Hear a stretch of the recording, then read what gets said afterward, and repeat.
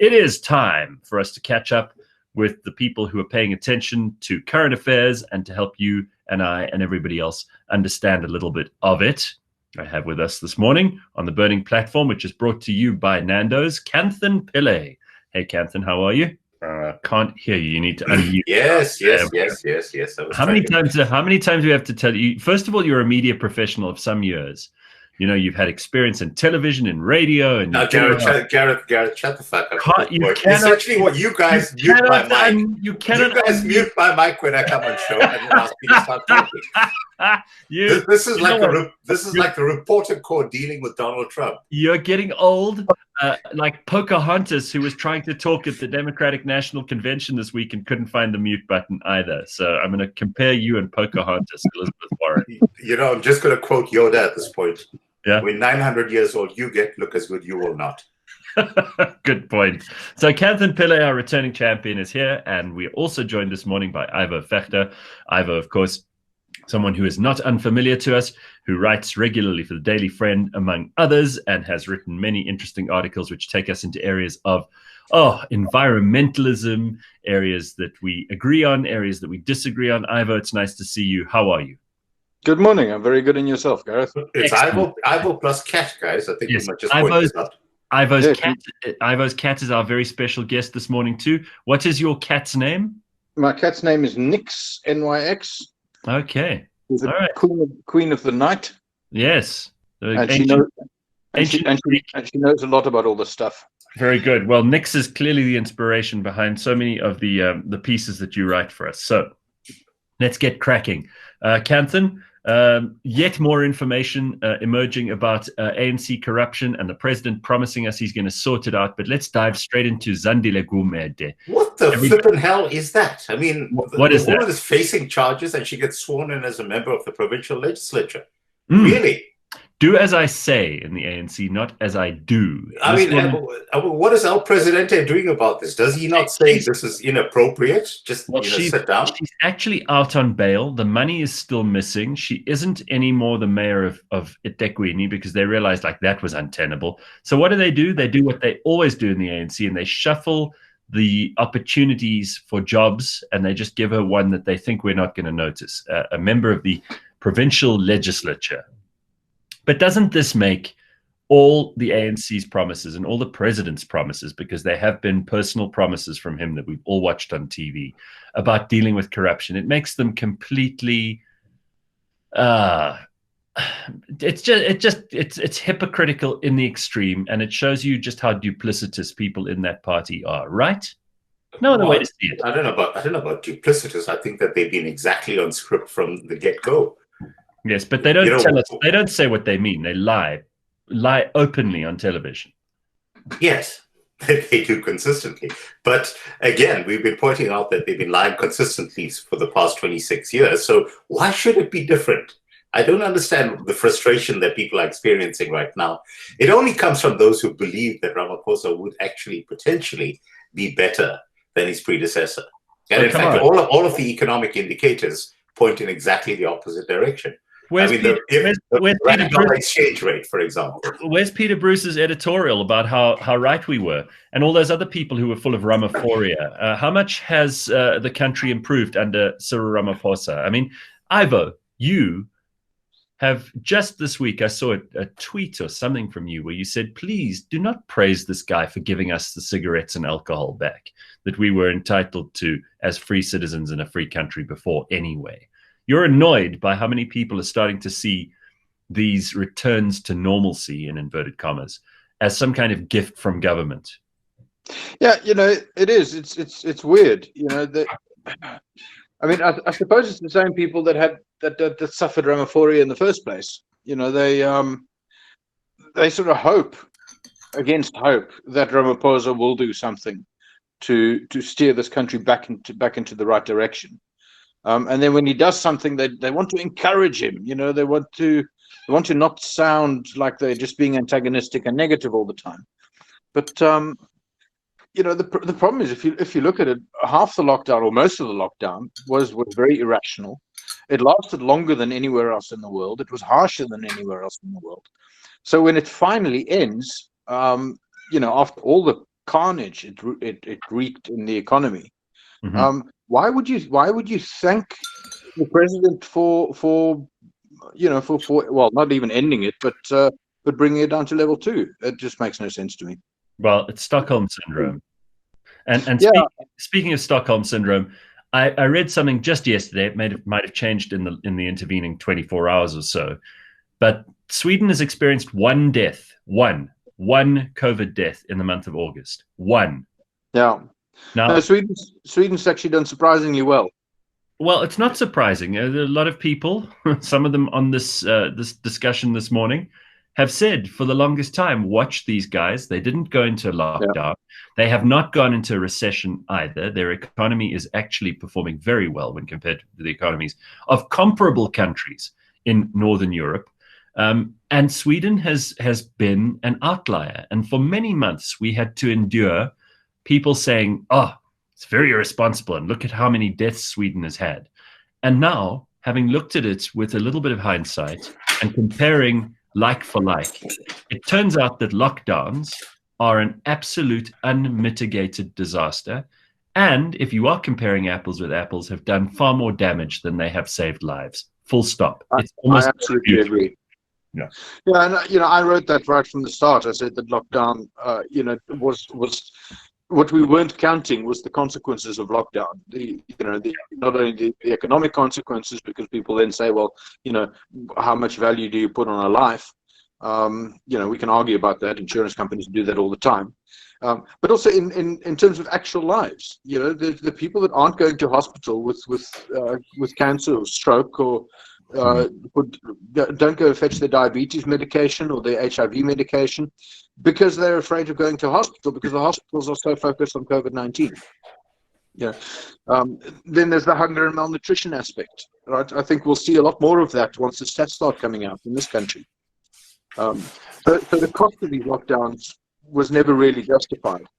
And then you're right, if you compare Sweden to, for example, the UK, or, for example, New York City, then New York City actually has a comparable population. So maybe that's a very good example. New York City went into a hard lockdown, and they've got a far higher death rate than Sweden ever had. Yeah, let's just be clear. New York City's death rate in terms of deaths per million, so not because their population is high, but deaths per million, was the second highest state in the United States. But let's be very clear that came about because of this absurd decision on the part of the New York political leadership to actually push people into nursing homes. Yeah. Yes. And of course, that was the highest risk group, and that's where the deaths have taken place. Yeah, and Cuomo is not taking responsibility for that. No, in fact, he's trying to take some credit for handling it well. He very proudly went up at the DNC 2 days ago and said, "We did it right, and the Trump administration are killing people." Meanwhile, look at the statistics. The highest 10 states in America, only one of the top 10 states in deaths per million was a Republican-run state. The other 9 were run by Democrats. Yeah, and had hard lockdowns. So here in South Africa, ultimately, do you think anyone will be held responsible for the decision to go into a lockdown? Well, in South Africa, we're not very good at holding anyone to account, are we? So I'm really not sure. I do hope that this has an electoral impact down the line. Whether it's in next year's local and provincial elections, or ultimately in 2024 in the national elections. The people will look back on the last 5 years of the ANC and say, well, hang on, we could have done better, and maybe it's time that we stop voting ANC and actually start voting for someone who for a party who might actually bring some improvements to the country.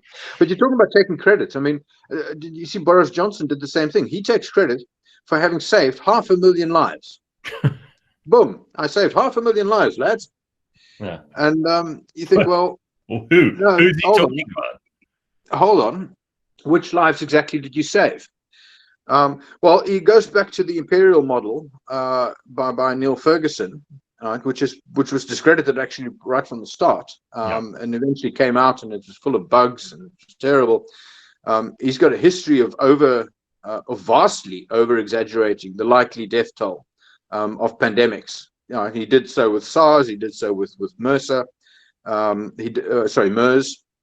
You know, he did so with swine flu, and he did so again this time. He said, "No, we're going to have somewhere north of 500,000 deaths."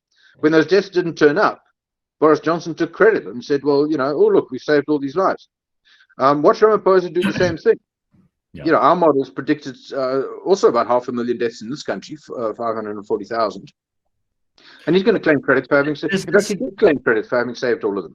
Is this people just being too stupid to actually look it up and find out for themselves? Or is the media complicit in this charade where they're actually trying to make people more fearful than they need to be? And they have been from the get-go, because obviously for them it means ratings. I mean, Canton, this is but Gareth, we you know, that our journalists cannot read, write, and count, basically, and we see this manifested over and over again. So remember, we spoke about this in the context of the 1 million graves.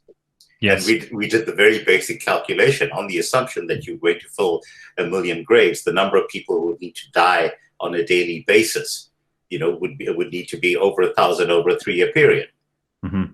Which immediately points out the absurdity of any attempt to justify digging that number. There's no way in hell that we would ever reach that sort of number. But it's because they cannot do these calculations on the fly. So every time someone puts up any figures, they just blindly accept it and they parrot it on the air. And there's never any comeback. I wanted us to go over some of this territory because it is stuff that we discussed with Ivo in the early weeks of lockdown, when all of us were kind of, you know, let's pitch in and let's try to help where we can and let's be responsible people in a responsible society. It turns out, obviously, that, I mean, go and listen to the recording. And then this turns into a bit of an I told you so session, which I didn't want it to be. But essentially, the people who lied to you then are still lying to you now. And the people who said then, look at Sweden, hard lockdown isn't necessarily the answer, the imperial model was wrong.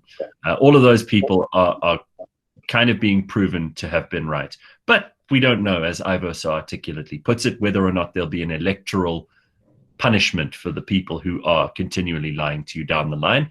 Obviously, for the media, their trust is at an all-time low. So I don't know that the mainstream media in this country are necessarily going to feel the pain for having sat on that horse and ridden it as hard as they could all the way.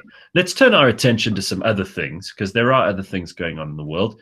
I mentioned Zandile Gumede, but obviously there are lots of other politicians who are involved in all kinds of tender fraud at the moment and PPE fraud. And, you know, we've heard lip service about corruption left, right, and center.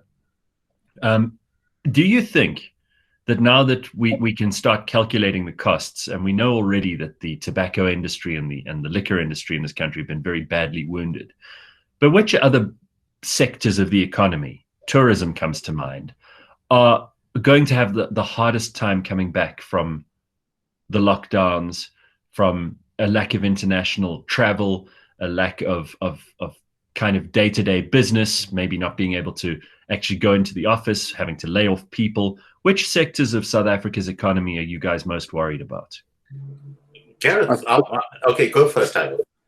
I think you're quite right in saying tourism. You know, I mean, I live on the Garden Route, and pretty much all my friends are involved with guest houses or bringing music entertainment down, you know, organizing music days or you know, something in the tourism industry. And so much of our economy is based on the tourism industry.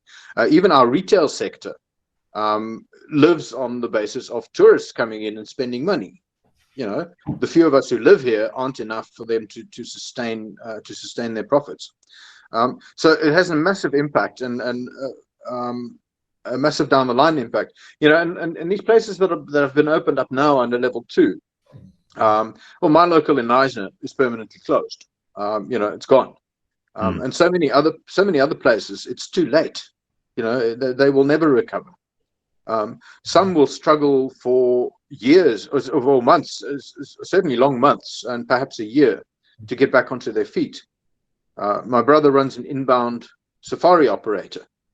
He lives on foreign tourists, so that he can have a few domestic clients is neither here nor there for him. He's gone into selling art prints of wildlife photography in order to make ends meet. and to hope that by next year, perhaps when the tourists come back, that he'll still have a business, and will then be in a good competitive position to actually sort of restart from pretty much from scratch. So yeah, it's going to have a massive impact, and there's so many businesses that have gone out of business or still will go out of business, even though they are now legally allowed to operate. Canton? Sorry, reaching to unmute yet again. Not that I'd forgotten. One of the points that I've been making over the years with regard to the advertising industry, and this is not a digression, actually, it's very germane to what we're talking about. With regard to the advertising industry, if one tracks over the course of years, there's a direct correlation between advertising spend in any space and economic growth. But more importantly, it's an exponential correlation. Okay, so what that means is that every time the economy grows, advertising spend grows at a faster rate.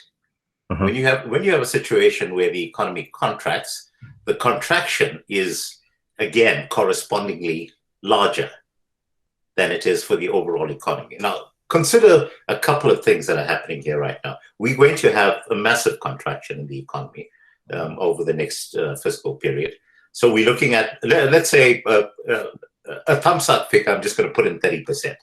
Okay. All right. So we put in a 30% contraction in that and correlate that with, let's say, a 20% reduction in terms of 30% loss of value in terms of the rand-dollar exchange rate. So, in other words, we're looking at a substantial hit in terms of the amount of value that is being generated by the country. Because remember that all of the bonds that we are paying off are ultimately denominated in dollars. So the amount of money that we're going to be paying out to meet those loan payments is going to be much larger. Now, consider that the advertising spend in a country is the single biggest measure that you have on the way in which the rest of the economy gets affected. So use that as a benchmark, okay? And consider that we're going to look at a better than 40% contraction, which will come directly as a result of the fact that people are not expecting every supermarket to be spending, to be getting as much money as they were doing in the past, to every sector of the economy. So it's manufacturing, it's services, everything.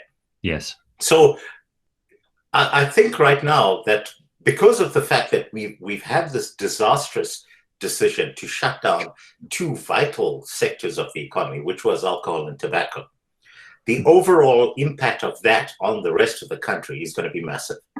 Yeah. So, speaking of which sectors are going to be affected, no, we are all going to be affected. We are all going to take serious pain on this. I've said in the past that job losses have not started coming through yet. Because unlike the United States, we didn't have the luxury of being able to immediately fire people and then rehire them when things started. So right now, the scenario that we've got is that people are still drawing salaries, even though they're not contributing productively to the economy. It's unsustainable. And it does mean that we are going to have to pay the price for that. Sure. So, yeah, not a pretty picture. Yeah. I want to make two points on that, Gareth, if I may. Go for it, Ivor. I talked about the companies coming back after level 2. They're coming back once again under some very strange and irrational regulations. Look at the 50 people limit, right? Which seems to be, I don't know, someone somewhere pulled 50 out of a hat and said that it is safe to congregate with 50 infected people, yeah, and you'll be okay. But if you hang out with 60, then you're going to die. So there's this limit of 50 people, and it applies to gyms, it applies to bars, it applies to almost every industry except casinos. Casinos is the only one where there's a smart measure, where they say 50% of floor space, and keep people 1.5 meters apart. Right now, that is sort of sensible. The 50 people limit means that small bars will be packed to the rafters. Yeah. Right? And small gyms will be packed to the rafters. Yeah. For large venues, they're going to be almost empty, right? Which also means that they're not going to make money. Right? Our large gym chains are going to have huge problems if they can only let in 50 people at a time. That's right. Absolutely. they work. They've got so many overheads. But this right? comes from all of that destroys the profit margin. It comes from the same place that so many of the bad decisions come from. We have a lot of people in government, and we have a lot of people clearly in this NCCC who just are innumerate and incapable of understanding basic economics. I'd love them to just cite the 2 or 3 books that they might have read, because there won't be 2 or 3 books that give a basic understanding of how supply and demand works, of how businesses run. And if they can give us 3 names of 3 books, then they can carry on working on the NCCC. But I don't believe anyone on that committee has done any research in any way, shape, or form that relates to how money flows. And as a result, they come up with these capricious and arbitrary rules, which do huge damage to those of us who are trying to run our businesses. That's the thing. They somehow think that if you can run at 50% capacity, well, that's better than nothing. But that's not true. If you're running on a profit margin of, say, 5% or 10%, right, and you lose 10 or 20% of your customers, your revenue, right, that's your profit margin gone. You're now running at a loss. Now, you cannot continue to run at a loss. So why would someone run at 50% capacity if that means that they'll be running at a loss for months to come until we finally get to level 1 or whatever it is? It makes no sense, and I don't think that anyone in government really understands how business works. Government look at the private sector, I suppose, in a very simplistic way. They see people in the private sector providing jobs. I'm not entirely sure what that means, but they know that they're providing jobs, and they look at them and go, well, they're also ravenous capitalists who are actually only into profiteering, not into making a profit, but into profiteering, and therefore they could probably handle a bit of pain. Yeah, no, it's a strange way to look at the economy, and it just shows the lack of understanding of even basic things, of how basic businesses work. When you don't make your money off the occasional fat tender, where as soon as you land the tender, you go and buy yourself a Maserati. An ordinary business that doesn't make its money in these windfalls, these tender windfalls, they don't know how those companies work and how those companies sustain themselves. And there's no curiosity. There's no curiosity as to how they might work, because if there was a little bit, then we would see some stimulation in those areas of the economy, and some tax breaks, and some kind of understanding of how these things happen. But let's not gild the lily on this one. I think everyone's aware of the nature of the problem when it comes to the ANC not understanding pluses and minuses. Let's turn our attention to something that's just happened in the last 24 hours across the border here with Botswana.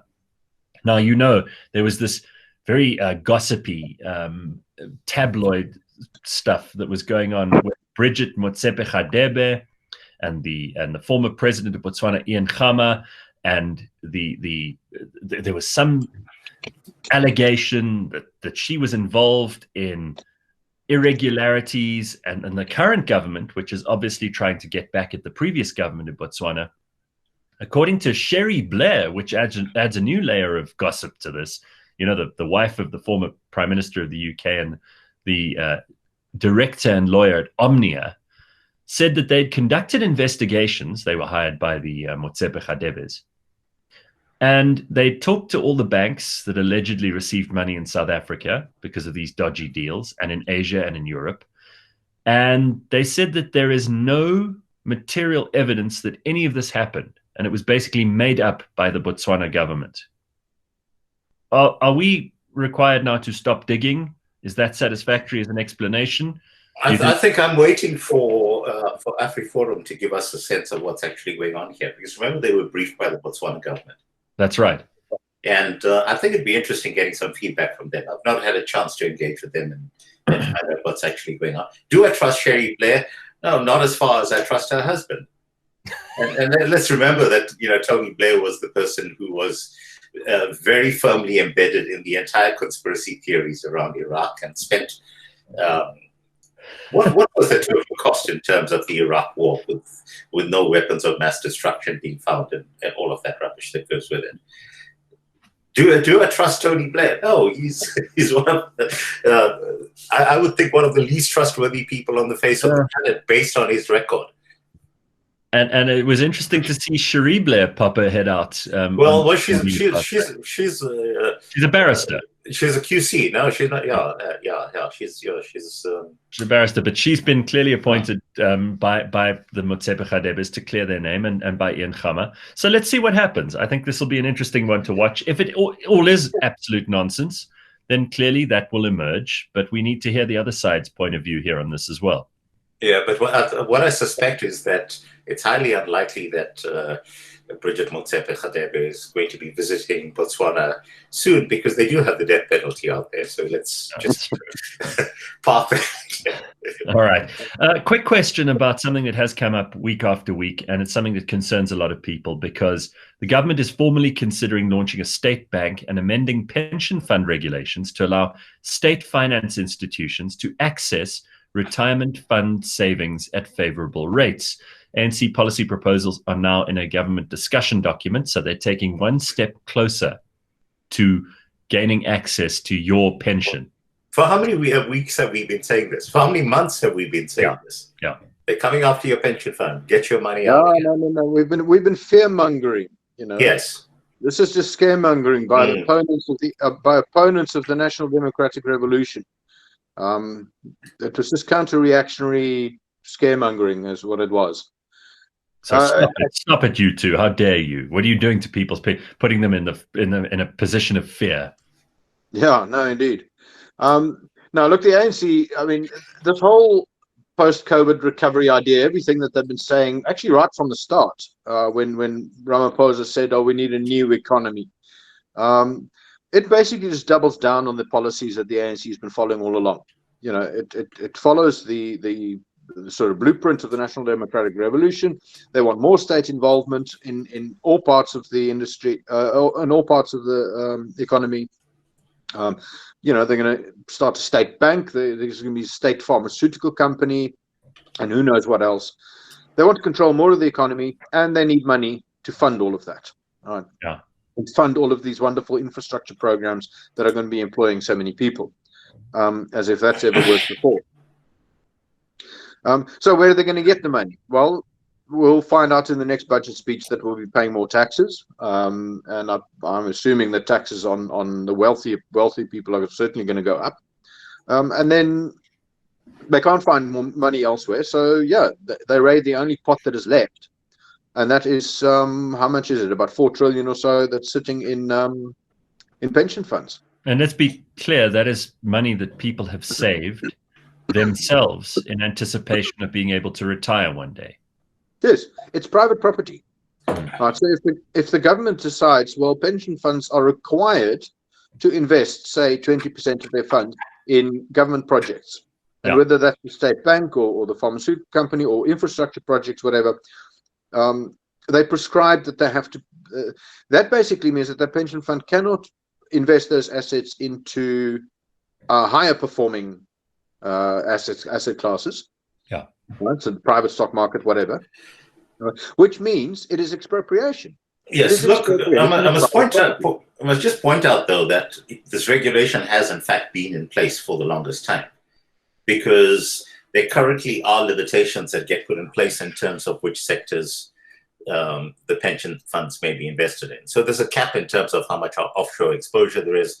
There's a cap in terms of financial services, in terms of property, and so forth, which has always been detrimental to the people who actually benefit from those pension funds. Because, for example, if most pension funds had simply taken all of their money offshore for the past 10 years, most people would have been significantly richer today.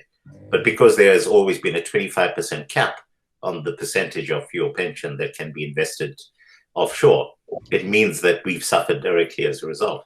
What they're really doing is now extending that regulation to include putting money into what is patently an unprofitable category. So one could argue that in the name of wanting people who are the asset managers to ensure some level of diversification, that it was a good idea to actually spread where the money was being put.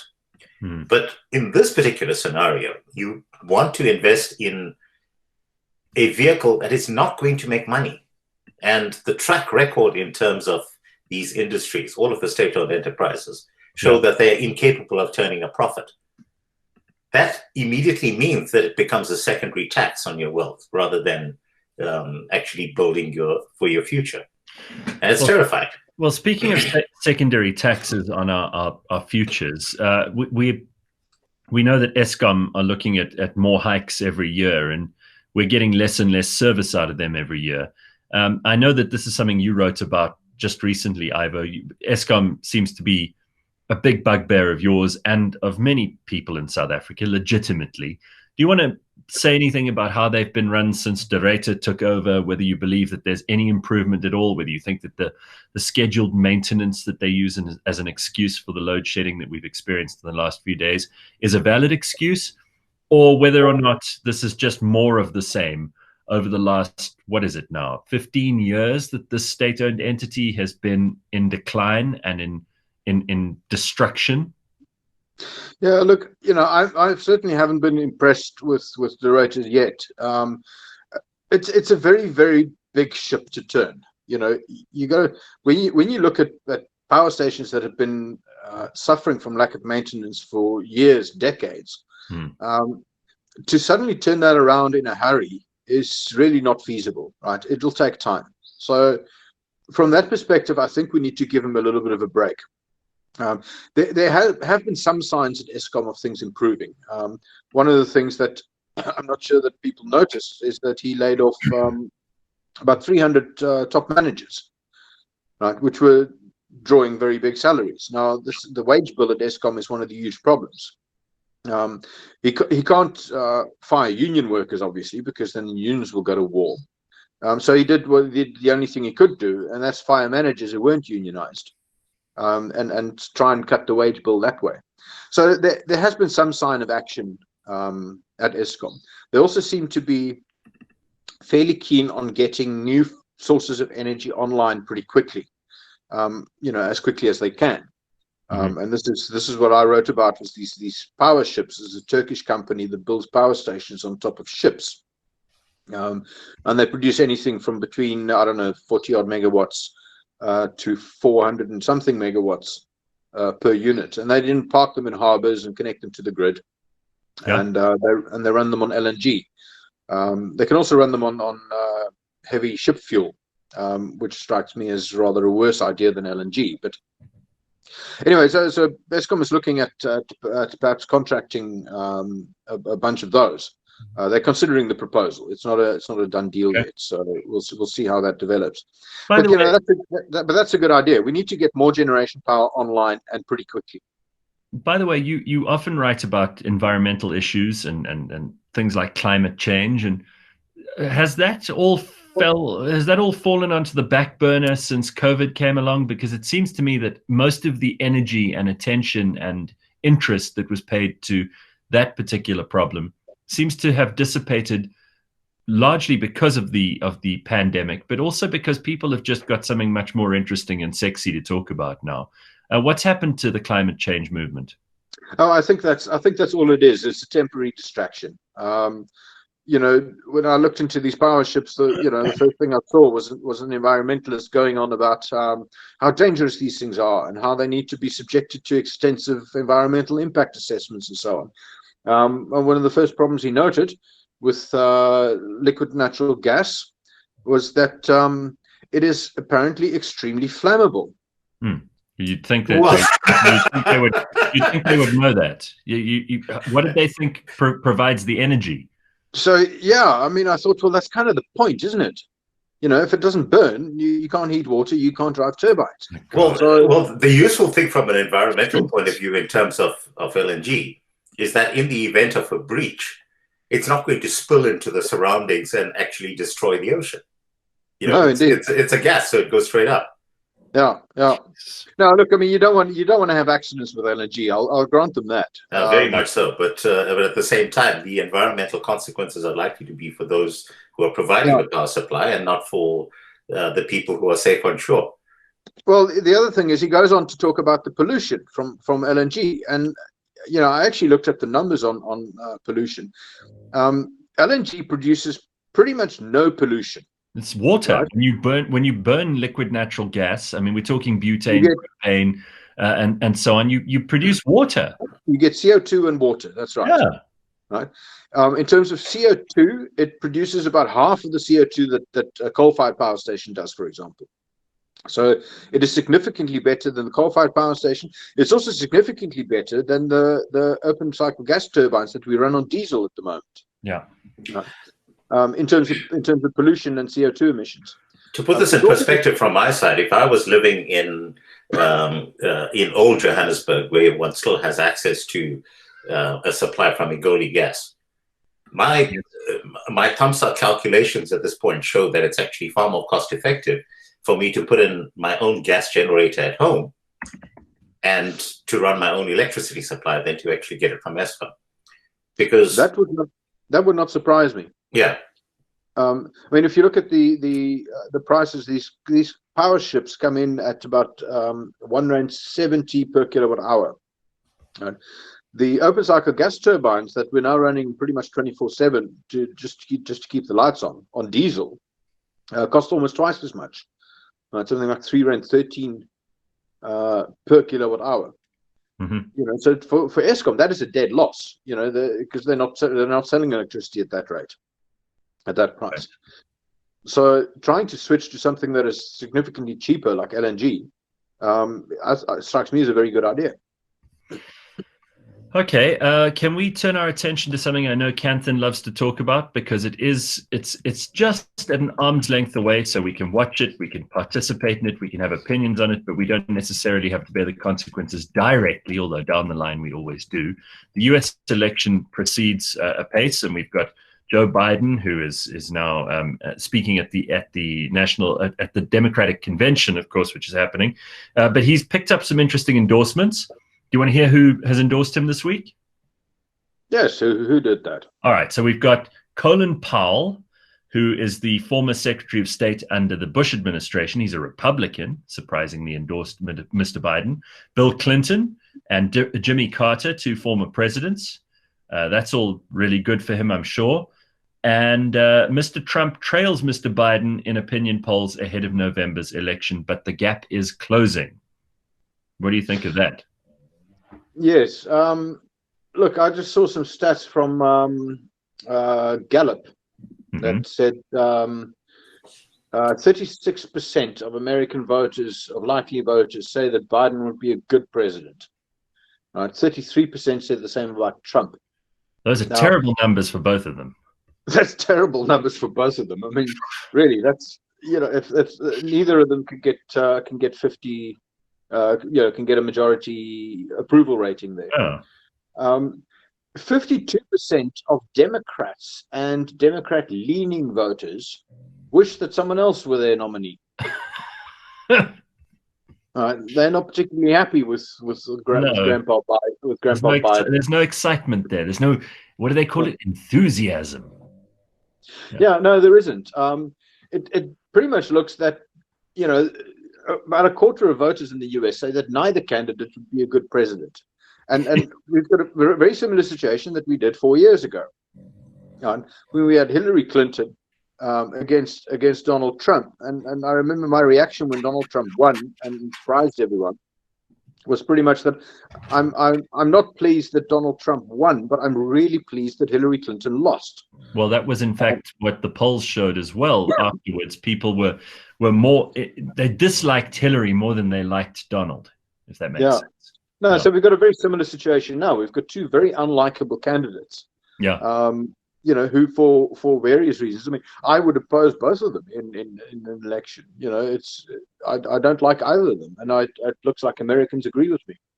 But again, this is the relative thing that we're talking about, Ivor, and people don't get this. When I tell people that I dislike Donald Trump to a lesser extent than I dislike Joe Biden, that becomes something really terrible to say in most people's eyes.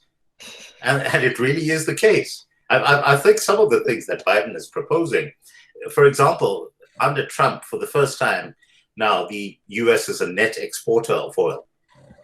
So he's actually turned that industry around, and it means that it's money that's not flowing out of the country. Hold on a second. Yeah. That happened under Obama. that goes back. That goes back to the fracking period. You're quite right. But again, take the view that fracking effectively shut down as a direct result of the fact that the Saudis then slashed the price of oil and really ended up with most of those fracking operations closing shop. You remember that they went through that really intense period. And now for the first time, we're not talking about energy self-sufficiency that it's coming from fracking. We're talking about energy self-sufficiency that's coming from traditional crude reserves that have now been exploited under Trump. And effectively what Biden has been saying is that he wants to shut that down. Yes. And he wants to move to greening the economy. And that for me sounds absolutely disastrous. But at the same time, if you understand where most of the fundraising for the Democrats is coming from, it's precisely from those parts of the economy that want to be sinking state funds effectively into subsidies for those industries.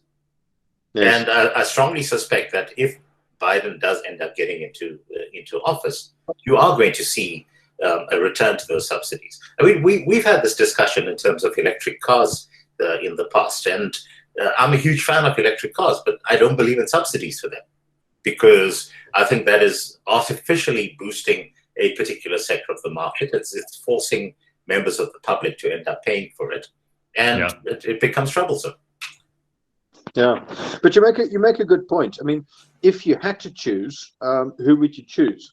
Now, I oppose Trump on a number of things. I think he's a pretty authoritarian guy. I think he's very protectionist on trade. His whole position against China is something that worries me deeply for world trade and the global economy. He's a liar. He's just a dishonest sort of fellow. But he has been very good at dismantling a lot of regulations. Right, and I'm for deregulation. I think that America is over-regulated. That same is true for the rest of the world. So, on balance, then you look at what Biden and Kamala Harris might do. Well, Kamala Harris is far to the left of Biden. Yeah. She's pretty much Green New Deal style. Sort of environmental and political radical. Mm-hmm. So. Yeah, that will do more harm in the end, I think, than Trump's protectionism and trade wars. So I'd have to agree then. If you had to choose, then you'd probably choose Trump. Well, I would.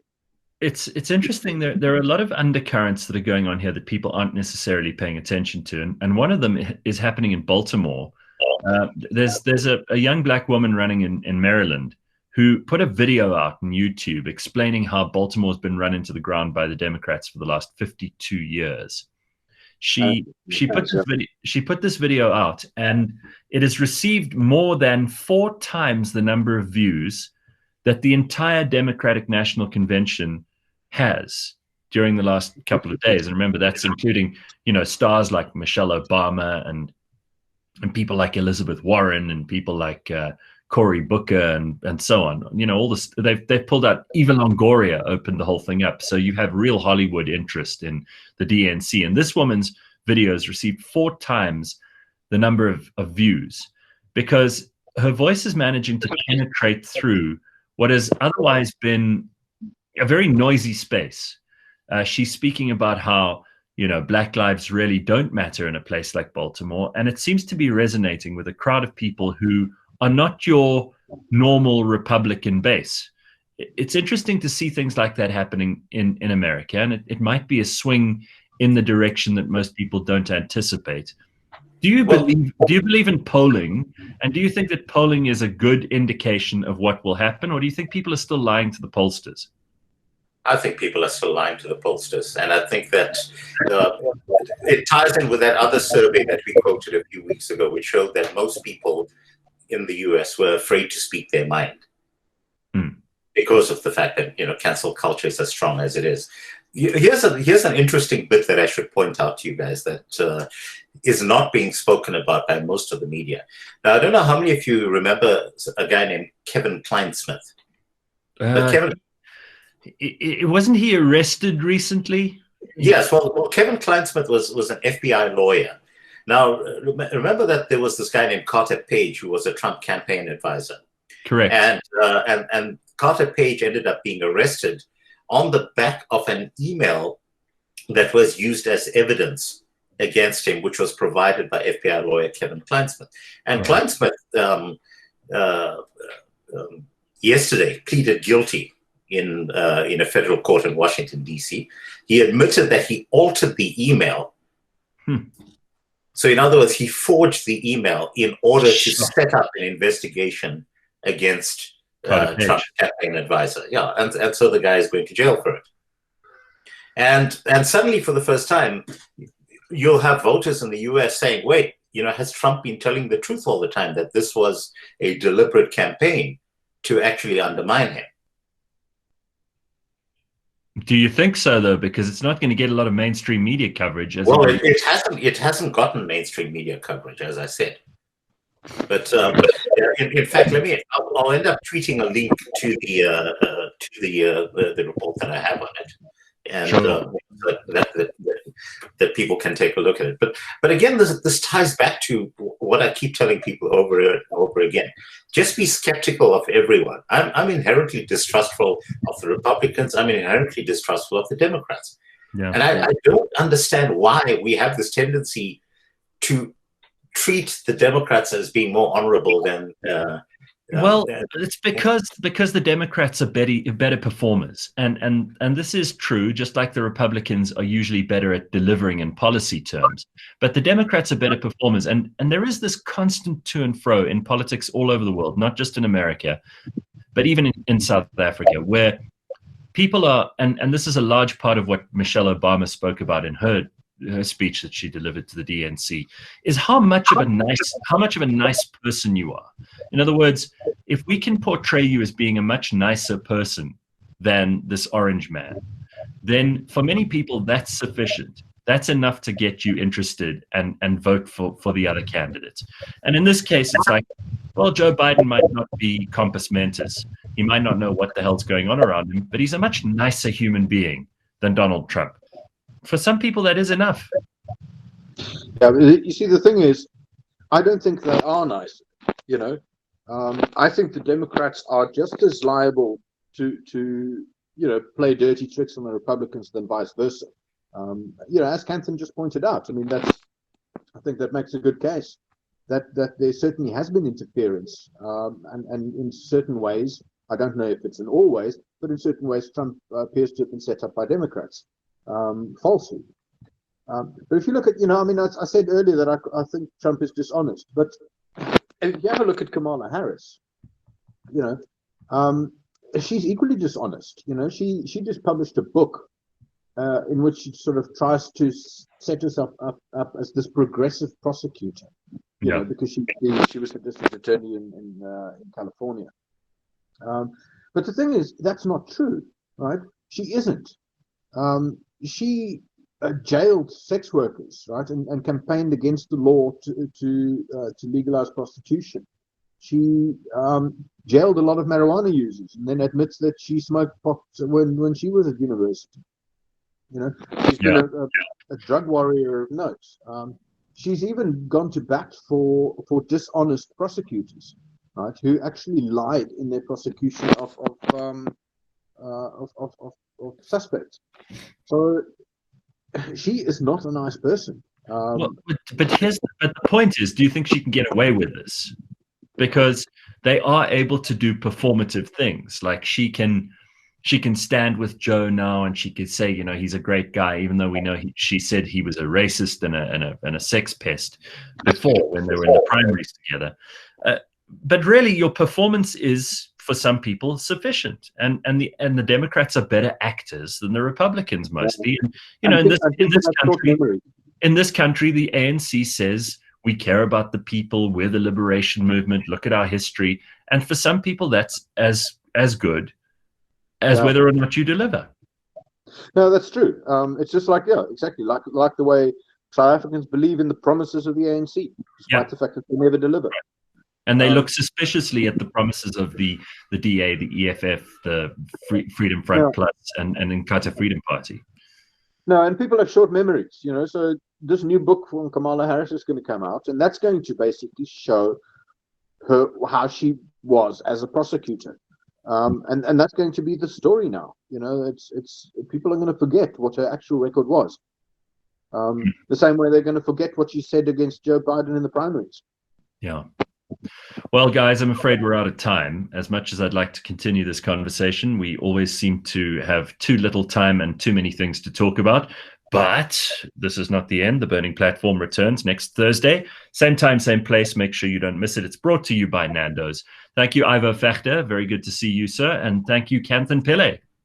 Yes, I was forced to actually have a shave this morning, Gareth, because because Mfundo has now ended up putting these things up on YouTube, and yes, so I've got to make sure that I don't look as disreputable as I usually do. Yes, people were starting to say that you looked like you were turning into this very scary hermit. I think I've always been that way, but don't worry. A lot of people have been growing prison beards during this lockdown.